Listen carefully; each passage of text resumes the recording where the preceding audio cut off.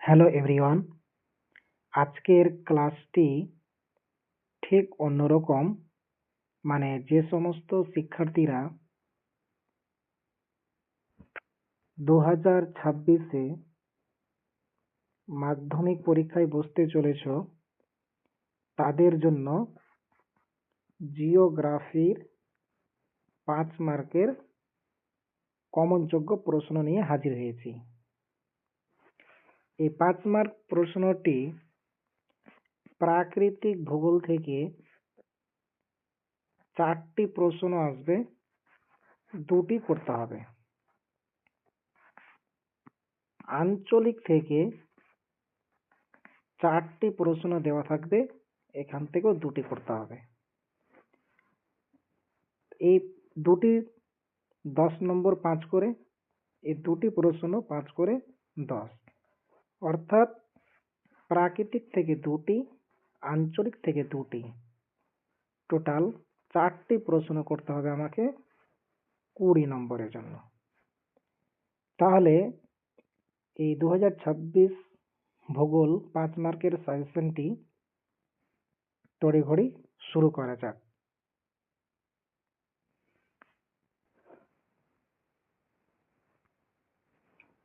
মাধ্যমিক suggestion for class 10 প্রাকৃতিক ভূগোল থেকে।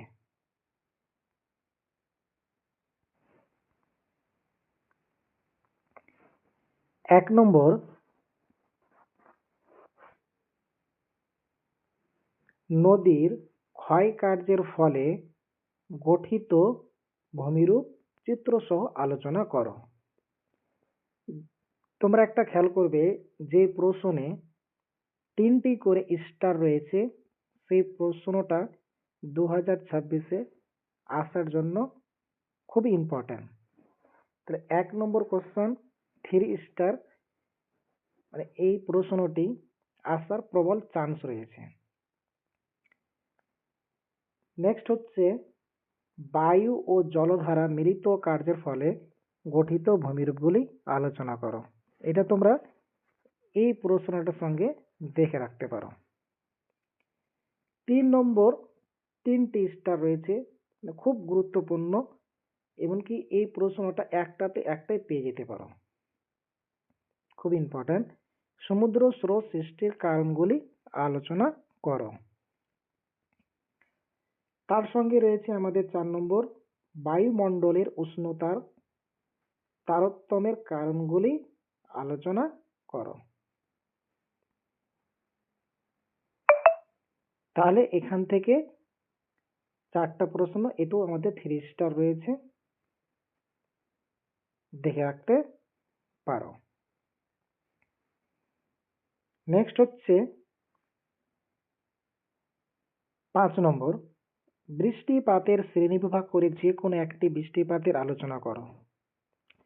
তো যখন বৃষ্টিপাত আলোচনা করতে বলবে, তাহলে তোমার নিজের মতো পরিচলন বৃষ্টিপাত, শরৎক্ষেপ বৃষ্টিপাত, ঘূর্ণবাজজনিত বৃষ্টিপাত, এই 3টির মধ্যে যে কোনো একটি আলোচনা করে দিলেই হলো। কিন্তু ডাইরেক্ট যদি তুলে দেয় কি অমুক বৃষ্টিপাত আলোচনা করো, তাহলে তোমাকে পরিচলন আর শরৎক্ষেপের মধ্যে কিন্তু দেবে। তাহলে আমরা পরিচলন আর শরৎক্ষেপ বৃষ্টিপাতটা দেখে রাখবো, যদি ডাইরেক্ট আমাদেরকে তুলে দিয়ে দেয়। 6 নম্বর কোশ্চেন, বিশ্ব উষ্ণায়নের প্রভাবগুলি আলোচনা করো। এই 6টি প্রশ্ন দেওয়া হলো।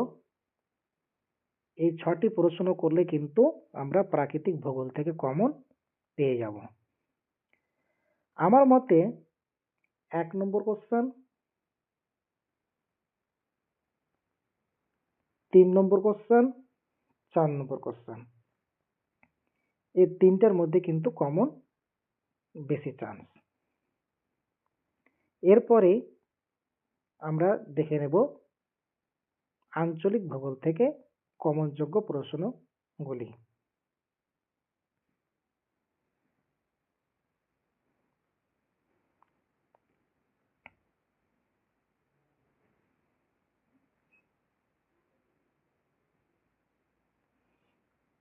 এক নম্বর আঞ্চলিক ভূগোল থেকে, পূর্ব মধ্য ভারতে লৌহ ইস্পাত শিল্প গড়ে ওঠার কারণগুলি আলোচনা করো। 3টে স্টার রয়েছে, মানে খুব ভালো প্রশ্ন, এটা আমরা দেখে রাখবো। 2 নম্বর, পশ্চিম ভারতে পেট্রো রসায়ন বা কার্পাস বয়ন শিল্প গড়ে ওঠার কারণগুলি আলোচনা করো।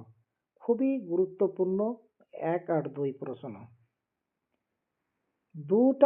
2 নম্বরটা কিন্তু আরো খুবই আমাদের ইম্পর্টেন্ট, মানে 2026 মাধ্যমিক আসার খুবই চান্স রয়েছে 2 নম্বর কোশ্চেনটা। 3 নম্বর, ভারতের জনসংখ্যা বন্টনের তারতম্যের কারণগুলি আলোচনা করো। এই 3টো কিন্তু প্রবল আসার চান্স রয়েছে 100%। আমার মতে 1 নম্বর, 2 নম্বর, এমনকি 3 নম্বর, এই 3টের মধ্যে কিন্তু আমরা চান্স পেয়ে যেতে পারি। তবুও যদি আমরা হাতে রাখতে চাই, তাহলে আমরা কৃষি থেকে যেমন ধান, চা, ইক্ষু, কার্পাস চাষের অনুকূল ভৌগোলিক পরিবেশ আলোচনা করো, এটা আমরা দেখে রাখবো। 5 নম্বর কোশ্চেন, ভারতের জলবায়ু সৃষ্টির নিয়ন্ত্রকগুলি আলোচনা করো। 6 নম্বর কোশ্চেন, প্রস্থ বরাবর হিমালয়ের শ্রেণীবিভাগ করে আলোচনা করো। তাহলে 1 নম্বর, 2 নম্বর, 3 নম্বর, 4 নম্বর, এই 3 স্টার গুলো আমরা যদি দেখি 4টা প্রশ্ন, তাহলে এখান থেকেও কিন্তু আমরা 2টো প্রশ্ন ইজিলি কিন্তু কমন পেয়ে যাব। তাহলে আমরা প্রাকৃতিক ভূগোল থেকে যেমন দেখলাম ইম্পর্টেন্ট প্রশ্ন, এখানকার মধ্যে যেমন আমি প্রথমেই বললাম 1 নম্বর খুব ইম্পর্টেন্ট, 3 নম্বর খুবই ইম্পর্টেন্ট, 4 নম্বর খুব ইম্পর্টেন্ট প্রশ্ন। আঞ্চলিক ভূগোল থেকে একবার রিপিট করে দিই, 1 নম্বর, 2 নম্বর, 3 নম্বর, 4 নম্বর, এটি প্রশ্ন করলে কিন্তু আমরা 5 মার্কের জন্য নিশ্চিত থাকতে পারবো এবং 20 নম্বর কিন্তু আমাদের পকেটের মধ্যে থাকবে।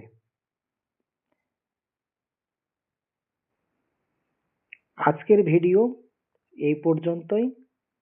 নেক্সট ভিডিওয়ে 3 মার্কগুলো নিয়ে আলোচনা করব।